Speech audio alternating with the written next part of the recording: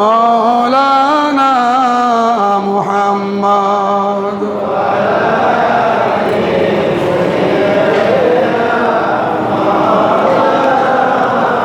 بسم الله الرحمن الرحيم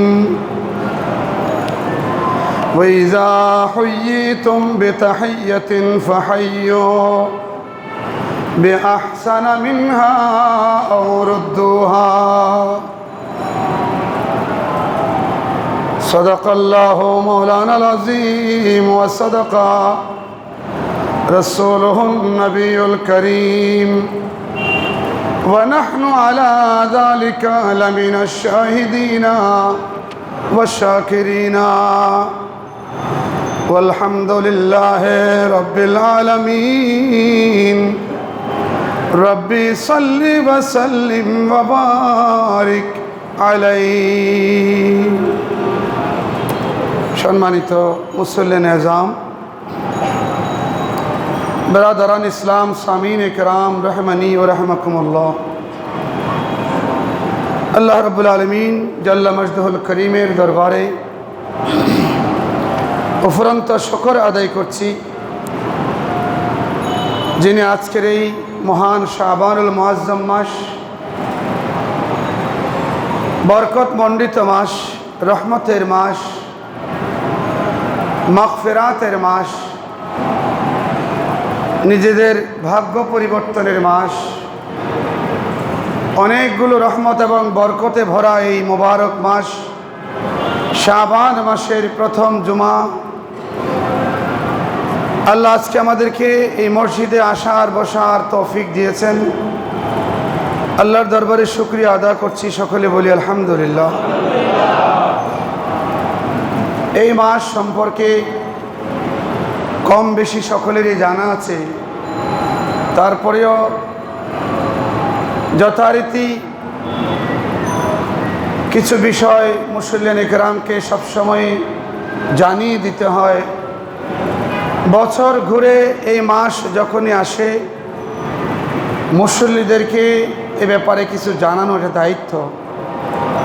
যদিও এ প্রসঙ্গে আলোচনা সবসময় হয়ে আসছে।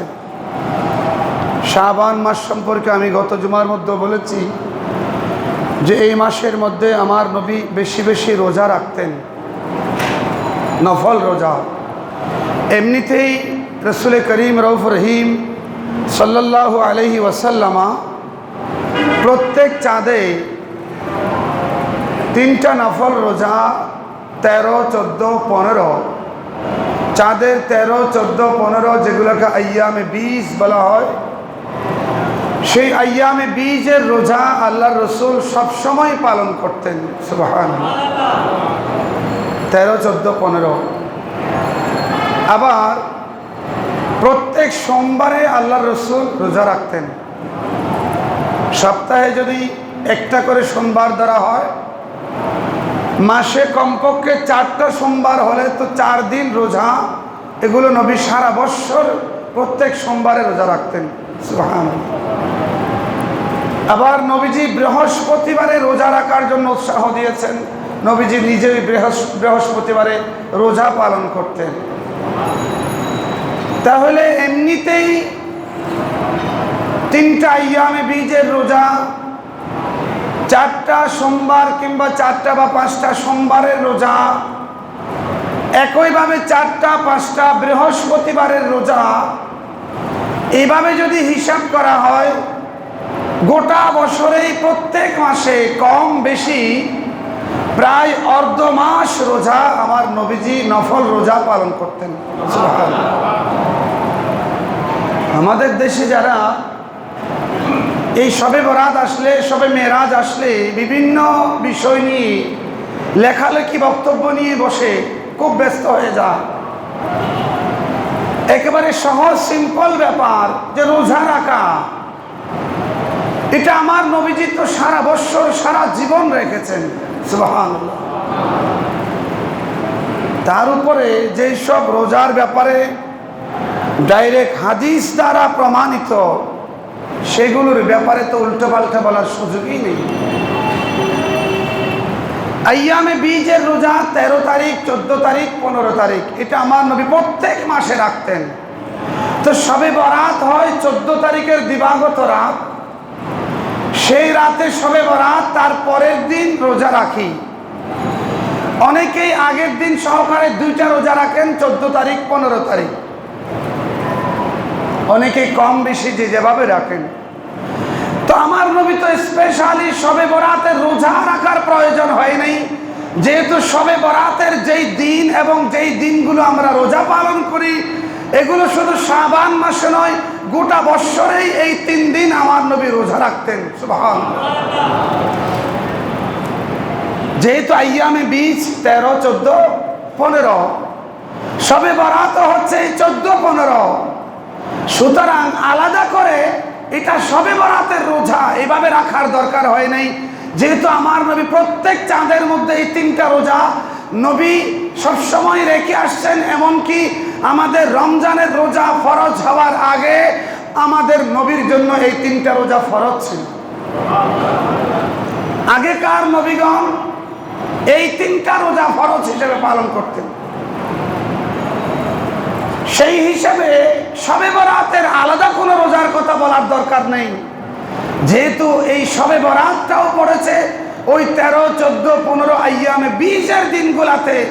এই জন্য বিভিন্ন ধোঁকাবাজি দিয়ে, যুক্তি দিয়ে যারা আমাদেরকে এই রোজা, এই ইবাদত থেকে দূরে সরাতে চায়, তারা মূলত আমাদের শুভাকাঙ্ক্ষী নয়, বরঞ্চ এই শবে বরাত প্রসঙ্গে অসংখ্য হাদিস রওয়ায়াত আছে। এবং শুধু আলাদা আলাদা হাদিস নয়, গোটা গোটা কিতাব লেখা হয়েছে, বাংলাদেশের কোনো আলেমের নয়, বাংলাদেশের আলেমদের লেখা অনেক কিতাব আছে। হয়তো যারা বিভ্রান্তকারী তারা বাংলাদেশের আলেমদের কিতাব নিয়ে কথা বলবে, কিন্তু সারা ওয়ার্ল্ডের ইসলামিক সেন্টার, যেসব বিশ্বের সবচেয়ে বড় বড় ইসলামিক সেন্টার, বিশেষ করে মিশরের আল আজহার বিশ্ববিদ্যালয়, ওই সব বিশ্ববিদ্যালয়ের গ্র্যান্ড মুফতি যারা সারা বিশ্বের জটিল জটিল ধর্মীয় সমস্যার সমাধান যাদের কলম থেকে দেওয়া হচ্ছে, ওই রকম মিশরের বিশ্ববিখ্যাত আলেমরা এই শবে বরাতের উপর কিতাব লিখেছেন। জোরে বলুন সুবহানাল্লাহ। ইমাম গজ্জালি বিশ্ববিখ্যাত দার্শনিক যিনি, সেই ইমাম গজ্জালি রহমতুল্লাহ আলাইহি এই শবে বরাতের উপর কিতাব লিখেছেন। সুবহানাল্লাহ। তো আজকের দিনে এসে যারা ইমাম গজ্জালির চাইতে বেশি নিজেদেরকে দার্শনিক মনে করে, তারা আসলে আমাদেরকে বিভ্রান্ত করে ক্ষতিগ্রস্ত করছে। শবে বরাত লাইলাতুন নিসফ মিন শাবান, শবে মানে রাত, বরাত মানে ভাগ্য, বন্টন। তো শবে বরাত মানে বন্টনের রজনী, ভাগ্য রজনী। তো সব এটা ফার্সি শব্দ, বরাত এটা ফার্সি শব্দ, শবে বরাত এটা আরবিতে কোথাও পাওয়া যাবে না, যেহেতু এটা শব্দটাই ফার্সি শব্দ। এটা কোরআনের মধ্যে শবে বরাত শব্দ কোথায় পাবো, যেহেতু ফার্সি শব্দ কোরআনের মধ্যে নেই। হাদিসের মধ্যে আরবি শব্দ, এখানে ফার্সি শব্দ নাই। তো কেউ যদি সেখানে একটু বুদ্ধি খাটিয়ে বলে শবে বরাত কোরআনেও নাই, হাদিসেও নাই, তা তো বাস্তব। কারণ শবে বরাত শব্দটা ফার্সি, এটা কোরআনেও কোথায় পাবো, হাদিসেও কোথায় পাবো? এগুলো তো আরবি কোরআন এবং হাদিস, সেখানে ফার্সি শবে বরাত কোত্থেকে হবে? আরে শবে বরাতকে আরবিতে বলা হয় লাইলাতুন নিসফ মিন শাবান, লাইলাতুল বরাত। এই শব্দগুলো তো হাদিস শরীফের মধ্যে অসংখ্যবার এসেছে। জোরে বলুন সুবহানাল্লাহ। সেরকম শব্দ খুঁজলে নামাজের কথা কোরআনে কোথাও নাই, নামাজের কথা। কারণ নামাজ এটাও ফার্সি শব্দ, কোরআন শরীফের মধ্যে নামাজ শব্দ কোথাও নেই, সালাত আছে। তা আমরা ধরে নিয়েছি সালাত হচ্ছে নামাজ। জোরে বলি সুবহানাল্লাহ। এরকম যদি হয়তো রোজা, রোজার কথা কোরআনে নাই, কারণ রোজা ফার্সি শব্দ, কোরআন শরীফের মধ্যে কোনো ফার্সি শব্দ নাই এবং হাদিস শরীফের মধ্যেও ফার্সি শব্দ নাই। সুতরাং রোজার কথা কোরআন হাদিসে কোথাও নেই। তা বললে কি হয়? রোজাকে আরবিতে বলা হয় সওম। এই সওম শব্দটা কোরআনেও আছে, হাদিসেও আছে। সুবহানাল্লাহ। এই জন্য যারা শবে বরাত বলতে কোরআন হাদিসে কিছু নাই বলে, তারা আসলে ঠিক বলে। শয়তানও মাঝে মাঝে সত্য কথা বলে, কিন্তু তার উদ্দেশ্য ভালো নয়, উদ্দেশ্য ভালো নয়। কোরআন হাদিসে অসংখ্য বিষয় যেগুলো আমাদের প্রচলিত সমাজে ওই শব্দ অন্য ভাষার শব্দ হয়ে পরিচিত, কিন্তু তাই বলে এটা কোরআন হাদিসে নেই বলে সরল সহজ মানুষদেরকে ধোঁকা দেওয়া যাবে না। এটাকে শবে বরাত বলি, এটাকে লাইলাতুল বরাত বলি, এটা লাইলাতুল নিসফে মিন শাবান বলি, যাই কিছুই বলি না কেন, এই রাত কোনটা? এটা 14 শাবানের দিবাগত রাত। প্রশ্ন হবে এই রাত সম্পর্কে হাদিসে পাকের মধ্যে আমার নবী কিছু বলেছেন কিনা? হ্যাঁ, আসুন, সেই সম্পর্কে অসংখ্য হাদিস আছে এবং সেগুলো এক একটা ছোটখাটো কিতাবের লেখা নয়। বিশ্ববিখ্যাত হাদিসের কিতাবগুলোর মধ্যে এই হাদিসগুলো রিওয়ায়াত হয়েছে। হযরত ইমাম দাইলামী রাহমাতুল্লাহ তাআলা আলাইহি হাদিসের জগতের একজন বিশ্ববিখ্যাত ইমাম। হযরত ইমাম দাইলামী, যার লেখা কিতাব আল ফিরদাউস, ইমাম দাইলামী এই আল ফিরদাউস কিতাবের মধ্যে, ওনার কিতাবের মধ্যে একটা হাদিস কোট করেছেন। আমার নবীর এই হাদিস হযরত আনাস ইবনে মালিক রাদিয়াল্লাহু তাআলা আনহু রিওয়ায়াত করেছেন এবং আমার নবীজি বলেছেন যে বৎসরের মধ্যে 4টি রাত আছে। আরবাউ লায়ালিহিন্না কায়ামিহিন্না ওয়া আইয়ামিহিন্না কালায়ালিহিন্না। বৎসরের 4টা রাত আছে। রাত যেমন দামি, দিন তেমন দামি, দিন যেমন দামি, রাত তেমন দামি। সুবহানাল্লাহ। নবী বলেছেন এই 4টা দিন যেমন দামি, রাতও তেমন দামি। রাত যেমন দামি, দিন তেমন দামি। মনে রাখবেন, আরবিতে রাত আগে, আরবিতে রাত আগে, দিন পরে। নবী বলেছেন এই 4টি রাত, যেগুলো রাত দিনের মতো, দিন রাতের মতো, কোনো ভেদাভেদ নাই, অনেক দামি এই 4টি রাত। যেই 4টি রাতের মধ্যে আল্লাহ তার প্রতিশ্রুতি, তার ওয়াদা রক্ষা করেন, ওয়াদা পূর্ণ করেন এবং আল্লাহ অশেষ নিয়ামত এই দিন এবং রাতে বর্ষণ করেন। জোরে বলুন সুবহানাল্লাহ। জেলখানার কয়েদি যারা, সেই জেলখানার রুলসের মধ্যে বৎসরের বিশেষ বিশেষ কিছু দিনকে জেলখানার কয়েদিদের জন্য নিয়ামতের দিন হিসেবে ঘোষিত আছে। যেমন স্বাধীনতা দিবস, বিজয় দিবস, ঈদের দিবস, এরকম কিছু বিশেষ উল্লেখযোগ্য দিবস আছে। ওই দিবসগুলোতে সরকারি বিশেষ বিবেচনা নির্দেশনায় বিশেষ বিশেষ কিছু কয়েদিকে মুক্তি দেওয়া হয়। সেই সুযোগটা নেওয়ার জন্য কয়েদিরা অপেক্ষায় থাকে, চেষ্টায় থাকে যে আমার তো এমনিতে যাবজ্জীবন, জীবনের শেষ ভাগে চলে আসলাম, অন্তত কিছুটা দিন যদি স্বাধীনভাবে মুক্তি পেয়ে যেতাম, সেই আশায় ওই দিন আমার নামটা যদি সেখানে আসে, আমাকে যদি একটু মুক্তি দেওয়া হয় এই বিশেষ দিনে, সেই অপেক্ষায় থাকে, সে ডাকতে থাকে, চেষ্টা করতে থাকে। আল্লাহর দরবারেও বিশেষ কতগুলো দিন এবং রাত আছে, যেই দিন এবং রাতকে আমাদের মতো পাপিষ্ঠদেরকে ক্ষমা করে দেওয়ার জন্য, বিনা শর্তে মুক্তি দেওয়ার জন্য আল্লাহ ঘোষণা দিয়েছেন। জোরে বলুন সুবহানাল্লাহ। আর সেই দিন এবং রাত, সেই নিয়ামত পাওয়ার বিশেষ মুহূর্ত 14 তারিখের দিবাগত রাত, লাইলাতুল নিসফে মিন শাবান এবং তার পরের দিন। সুবহানাল্লাহ।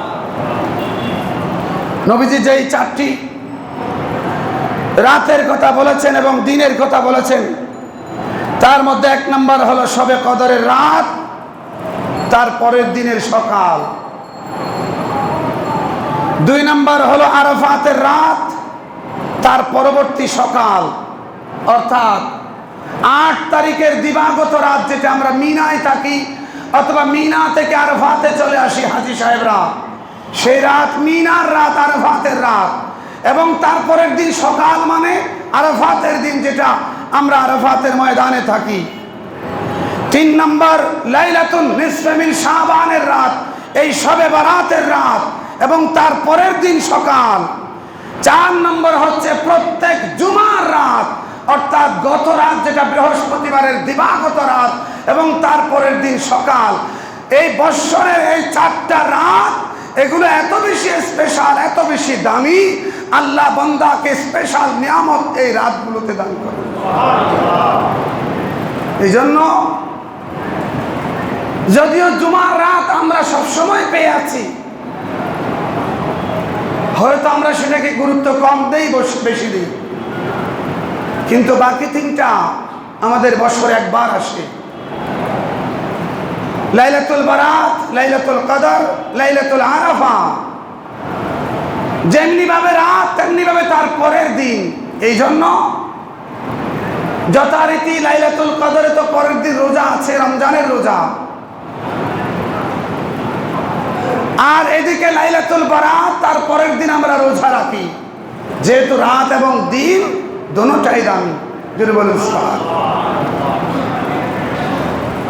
আরাফাতের দিনের রোজা,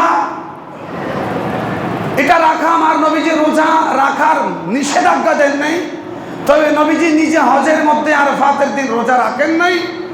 এই জন্য ইমামগণ বলেছেন যারা হজের মধ্যে থাকবে আরাফাতের দিন সুন্নত হলো রোজা না রাখা। সুবহানাল্লাহ। কিন্তু যারা হাজী নয়, তারা যদি আরাফাতের দিন রোজা রাখে, তাহলে আরাফাতের আগের রাত ইবাদত করে, সে বাংলাদেশে হোক অন্য কোনো দেশে হোক, সে এই রাতের নিয়ামত আল্লাহর কাছ থেকে পাবে। সুবহানাল্লাহ।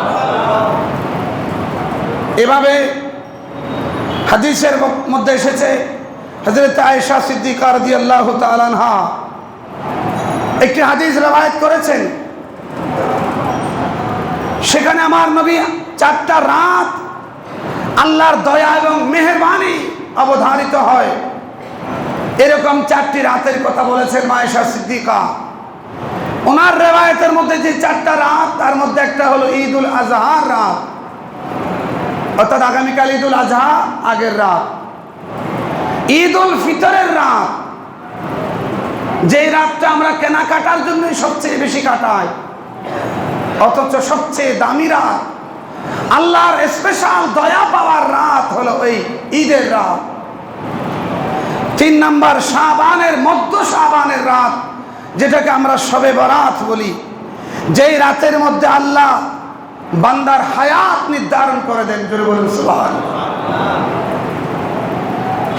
হায়াত, নবীজি হাদিসের মধ্যে বলেছেন যে এই রাত এমন একটি রাত যে বান্দা উপযুক্ত হয়েছে, বিয়ে শাদী করেছে, সন্তান সন্ততির জনক হয়েছে, হয়তো এমন হতে পারে এই রাতে আল্লাহ তার মৃত্যু নির্ধারণ করে দিয়েছে। এরকম হাজারো বান্দা বান্দিনীর হায়াতের বাজেট হয় অথবা তার মৃত্যুর লেখা হয় এই শবে বরাতের রাতে। সুবহানাল্লাহ। এই জন্য আমার নবী এটাও বলেছেন যে শবে বরাতের মধ্যে ইবাদত এই জন্য করো, যদি এই বছরটা তোমার জীবনের শেষ বছর হয়, এই রাতটাতে যদি তোমার জন্য মৃত্যু নির্ধারিত হয়ে যায়, এই বছরটাই তোমার জীবনের শেষ বছর হয়, তো এই রাত তোমার জীবনের শেষ শবে বরাত, কান্নাকাটি করে জীবনের গুনাহগুলো থেকে আল্লাহর কাছ থেকে মুক্তি নিয়ে নাও। জোরে বলুন সুবহানাল্লাহ। আল্লাহ পাক বনি কালাব, আরবের শ্রেষ্ঠ একটা বড় একটা বংশ বনি কালাব, তাদের বেশিরভাগ মানুষের পেশা ছিল ছাগলের পেশা। হাজার হাজার ছাগলের পাল তাদের থাকতো। নবীজি উদাহরণ দিয়েছেন, বনি কালাবের যতগুলো ছাগল আছে, সেই ছাগলগুলোর গায়ে যতগুলো পশম আছে, সেই পশমের পরিমাণের চাইতে বেশি পরিমাণ গুনেহগার খেয়ে এই শবে বরাতের রাতে আল্লাহ ক্ষমা করে জাহান্নামী থেকে জান্নাতি বানিয়ে দেন। হতে পারে যদি মাওলার দরবারে আমাদের ইবাদত দোয়া কবুল হয়, আমাদের নামগুলো যদি সেই তালিকায় ভুক্ত করতে পারি, আমরাও আল্লাহর দরবার থেকে জান্নাত পাওয়ার আশা রাখতে পারি। এই বিশাল সুযোগ কাজে লাগাতে হবে। এই কথা সেই কথা বলতেই থাকবে। कहने वाले को कहने दो, যারা যা বলছে তাদেরকে বলতে দাও, আপন আপন কাজ করতে থাকো। লাইলাতুল বারাতের বিরুদ্ধে বছরের পর বছর কথা চলছে, কিন্তু প্রকৃত ঈমানদার যারা, তারা সেগুলোর মধ্যে কান দেওয়ার দরকার নেই। তাদের কাজ হলো ইবাদত করা। জোরে বলুন সুবহানাল্লাহ। আল্লাহ আমাদেরকে তৌফিক দান করুন। শবে বরাত এবারের চাঁদের হিসাব অনুসারে আগামী শুক্রবার দিবাগত রাত হবে।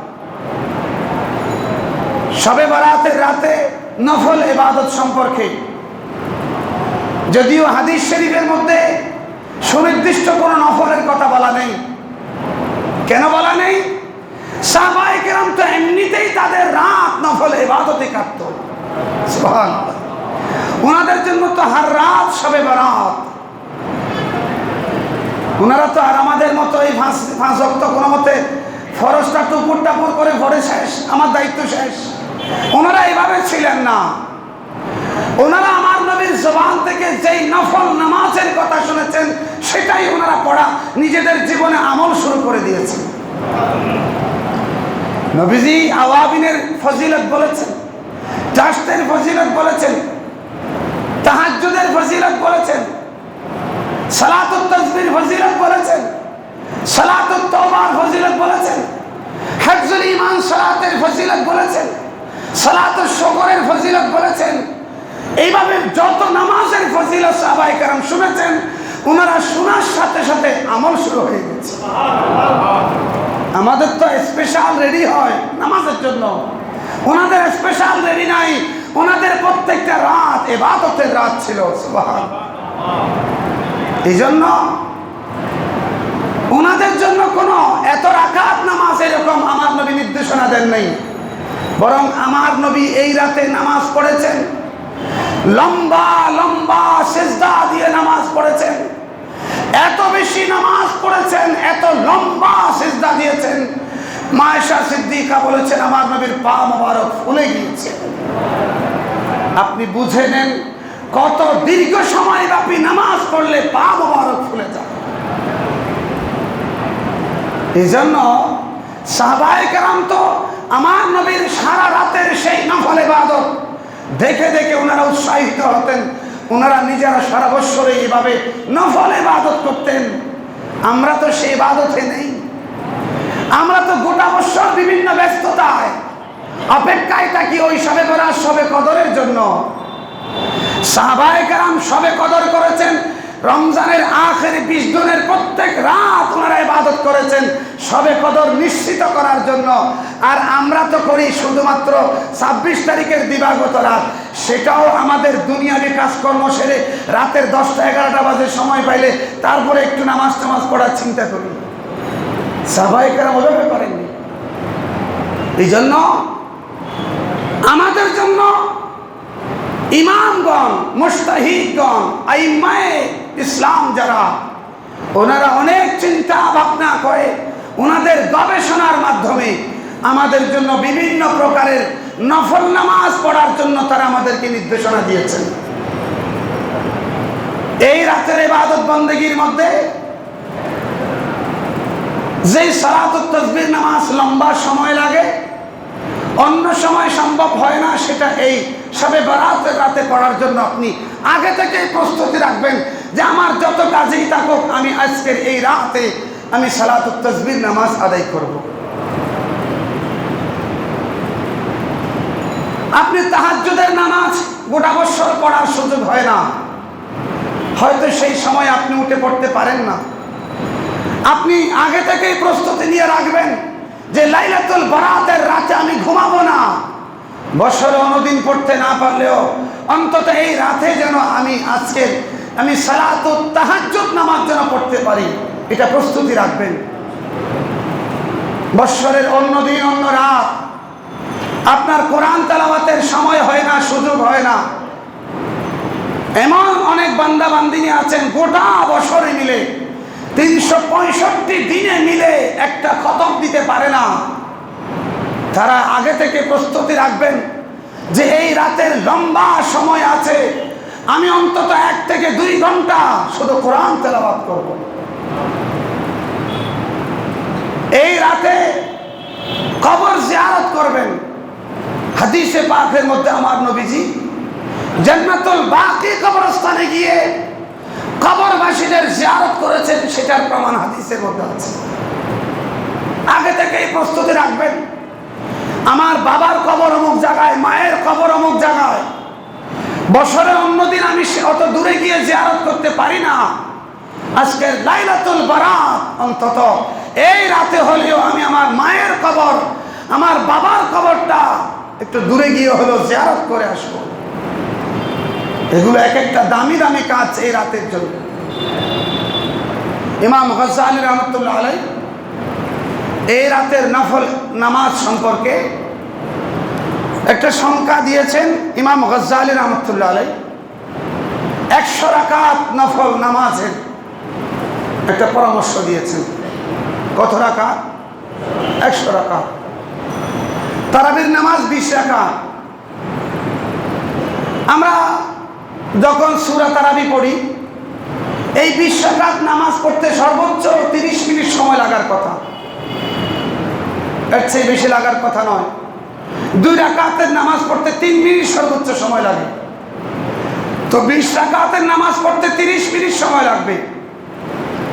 100 রাকাত যদি নামাজ হয় তো 30 মিনিট করে সর্বোচ্চ 2.5 ঘন্টা সময় লাগার কথা। রাত তো অনেক লম্বা রাত, 100 রাকাত নামাজ। তবে হ্যাঁ, এই নামাজে সময় একটু বেশি লাগবে, কারণ তিনি পরামর্শ দিয়েছেন 100 রাকাত নামাজে অন্য কোনো সূরা নয়, প্রত্যেক রাকাতে সূরা ফাতিহার সাথে 10 বার করে সূরা ইখলাস পড়বেন। কয়বার? তাইলে 100 রাকাত নামাজে 1000 বার সূরা ইখলাস তেলাওয়াত হবে। সুবহানাল্লাহ। যাদের ওরকম হিম্মত আছে তারা আগে থেকে প্রস্তুতি নিয়ে রাখবেন। দিনের বেলা সুযোগ মতো একটু বিশ্রাম নেবেন, যেন রাত্রে আপনি নামাজে দাঁড়ালে শরীর ঢলে না পড়ে।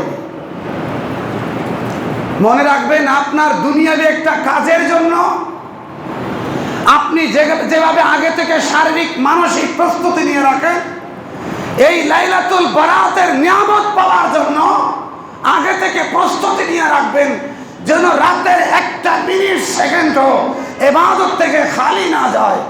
আল্লাহ সবাইকে তৌফিক দান। আরাফাতের রাত, মা আয়েশা সিদ্দিকা রাদিয়াল্লাহু তাআলা আনহা যেই 4টা বলেছেন তার মধ্যে একটা ঈদুল আজহার রাত, একটা ঈদুল ফিতরের রাত, একটা লাইলাতুল বারাত আর একটা আরাফাতের রাত। সেই হিসাবে আগে হযরতে আনাস ইবনে মালিক রাদিয়াল্লাহু তাআলা আনহু রওয়ায়াত হাদিসের মধ্যে যেই 4টা আর এই 4টা দুটোটা হাদিস মিলালে রাত টোটাল হয়ে যায় 6টা। কারণ এখানে 2টা ভিন্ন এসেছে, ঈদুল ফিতরের রাত, ঈদুল আজহার রাত।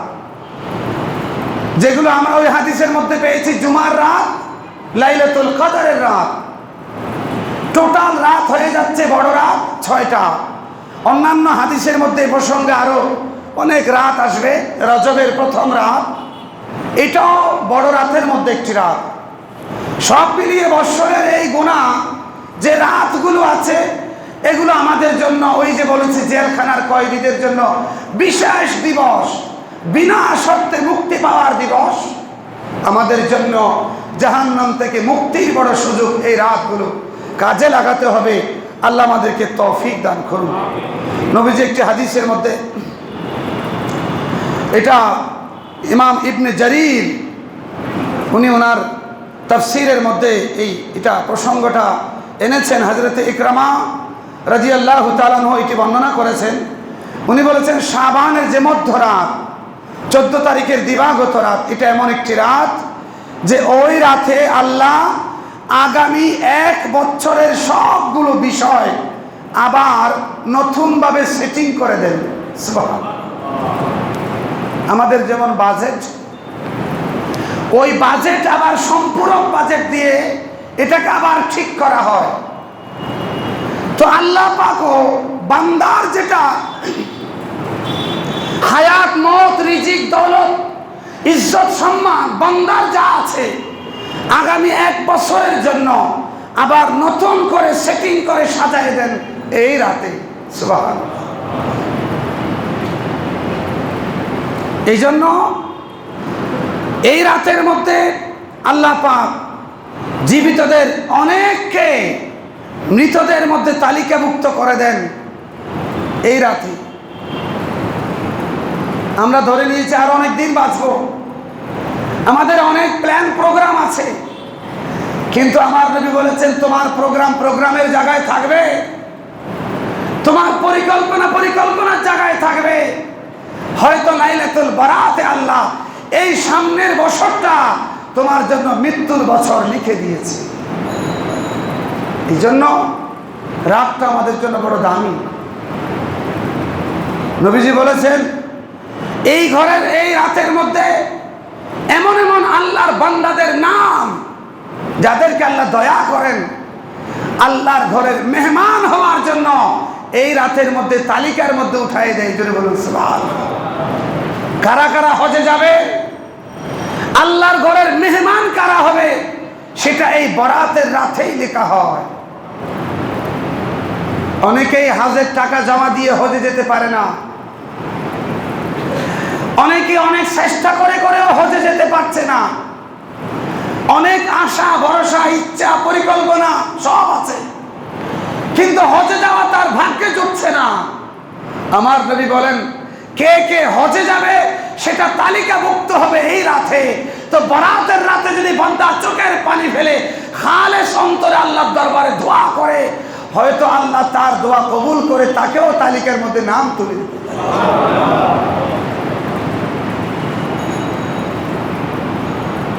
নবীজি বলেছেন আল্লাহ বান্দাদেরকে এই রাতে ডেকে ডেকে বলেন হালবিন মুস্তাগফিরিন আস্তাগফিরুল্লাহ। আজকে লাইলাতুন নিসফি মিন শাবান, ঘুমায় দেখো না, উঠে আমার কাছে গুনাহ মাফ চাও। জীবনের শেষ ভাগে চলে এসেছ অবহেলায়, খেলায় দুলায়, দুনিয়ার রং তামাশায় বছর জীবন কাটিয়েছ, রাত সবে বরাত চলছে, উঠে আমার কাছে গুনাহ মাফ চাও, আমি আল্লাহ তোমাকে মাফ করে দেব। সিটি কর্পোরেশন থেকে সরকারি নির্দেশনায় কতগুলো টিসিবি কার্ড দেওয়া হচ্ছে।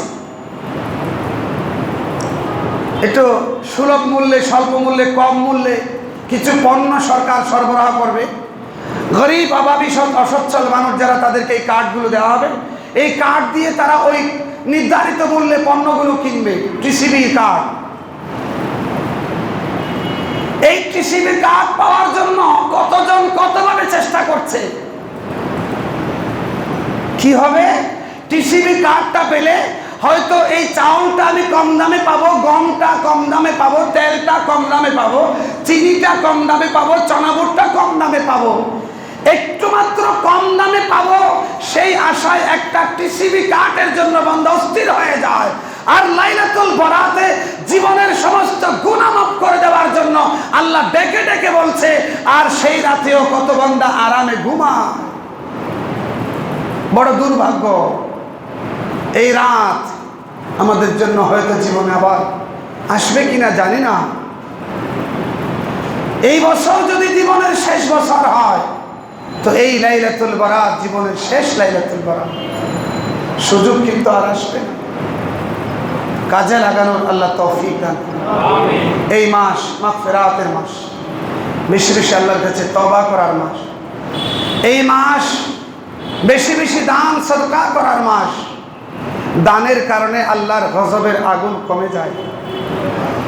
আপনার আমার পাপের কারণে আল্লাহর আমার উপর নারাজ, দান সদকার দ্বারা আল্লাহর সেই নারাজিটা আস্তে আস্তে নরম হয়ে যায়। সুবহানাল্লাহ। এই মাস বেশি বেশি দরুদ শরীফ পড়ার মাস। নবীজি বলেছেন শাবানু শাহরি, শাবান মাস আমি নবীর মাস। সুবহানাল্লাহ।